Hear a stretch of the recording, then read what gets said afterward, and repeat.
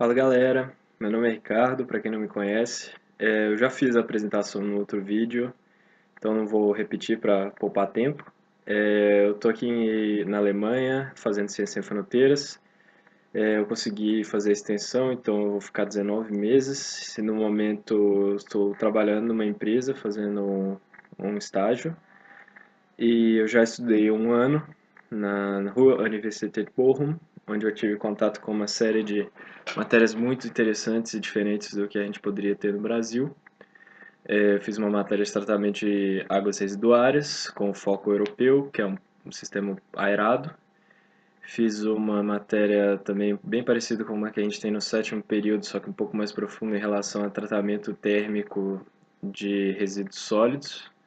Na verdade, uma parte só dessa matéria, mas é uma parte mais profunda, justamente. Fiz uma matéria também de energias renováveis, que foi muitíssimo interessante, porque ela envolve principalmente energia solar e eólica, mas dá um panorama geral do mundo, assim, estudos em relação a todas as tecnologias que estão sendo utilizadas, tanto no momento quanto futuras. Isso também vale para uma outra matéria que eu fiz em relação a energias hídricas, não só hidrelétricas, mas energias de ondas, energias de maré e tudo mais, também muito, muito bacana. E por fim, eu também fiz uma matéria, só falei as principais, não fiz mais matérias, mas a matéria última, que foi interessante também, que é uma matéria em relação à energia eólica, mas já focada na construção dos geradores eólicos. E isso, por acaso, veio a se tornar, após quase 3 meses de procura, porque é bem difícil achar um estágio aqui sendo um estrangeiro, e eu não tinha muita experiência, então eu acabei demorando quase 3 meses para achar, mas finalmente achei. Eu já estou trabalhando há 2 meses numa empresa justamente que trabalha com planejamento de parques eólicos. O que eu faço basicamente é uma análise macro de uma área que seja interessante. Eu tenho um outro colega que me fala qual área que ele tem interesse. Depois eu vou fazer assim, um aprofundamento da análise que ele já fez e eu vou definir quais áreas dentro de uma área muito grande, quais as pequenas áreas são propícias a instalações ou de parques eólicos ou somente em geradores individuais.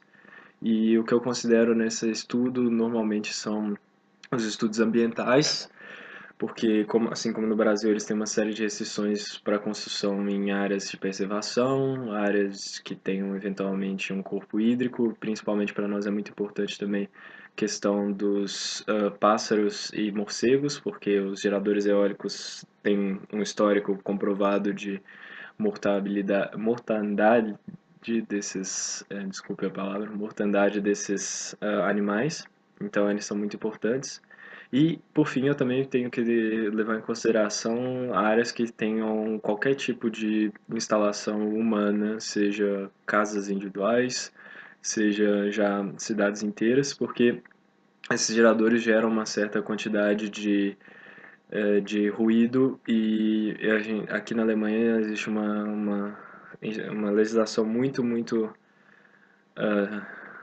séria em relação a ruídos máximos que podem ser produzidos no período noturno e nós estamos contidos nessa legislação, então é um dos principais fatores limitantes. Depois que eu finalmente tenho essas áreas menores, que a gente chama de áreas de interesse eólico, aí poderemos então finalmente começar com o projeto mesmo, que é basicamente uma análise ali bem centrada numa área bem pequena, que diz onde e quantas turbinas nós conseguimos construir naquela área.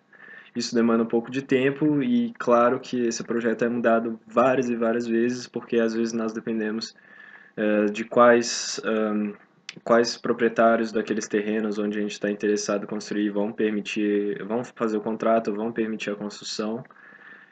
E também às vezes depende um pouco das estradas, se o caminhão que leva essas peças do gerador consegue atingir essa área, então é tudo um processo um pouco devagar, Mas quando nós finalmente temos um projeto que foi aprovado por todos os lados, até mesmo pela legislação, nós podemos enfim começar o processo também de construção, do qual eu ainda não participei, ou eu espero que nos próximos meses eu ainda possa vir a participar mais ativamente dessa área. Mas então nós realmente fazemos o processo de construção total, desde a fundação até a instalação dessas pás, que são as hélices, né? E aí, enfim, os geradores podem ser vendidos, o projeto, né, é vendido para algum investidor, e aí nós temos de volta o nosso lucro. Eu estou gostando muito desse trabalho, é algo muito interessante, assim, dentro da legislação alemã tem uma série de divergências em relação à brasileira, eu acho que eles são mais restritos, e por isso também aqui ainda é mais difícil de construir esses geradores por causa disso. E, claro, a Alemanha é muito mais densamente povoada, então também as áreas que hoje em dia, para ainda construir esses geradores, é bem difícil de achar, mas é parte do meu trabalho e eu tenho feito bastante, tenho tido bastante trabalho. É interessante também citar a, o repowering, que eles chamam, que é a troca de geradores antigos, que esses geradores têm um tempo de vida normalmente de 20 anos, é a troca dos geradores que foram instalados há 20 anos atrás por novos, que eles têm um aproveitamento melhor do vento, eles geram mais energia com a mesma quantidade de vento, e eles são mais silenciosos. Então, também é interessante no ponto de vista que a gente pode construir, às vezes, um pouco mais próximo das casas, e isso também gera novas áreas, o que é muito bom para a gente, porque realmente tem sido um pouco difícil de achar.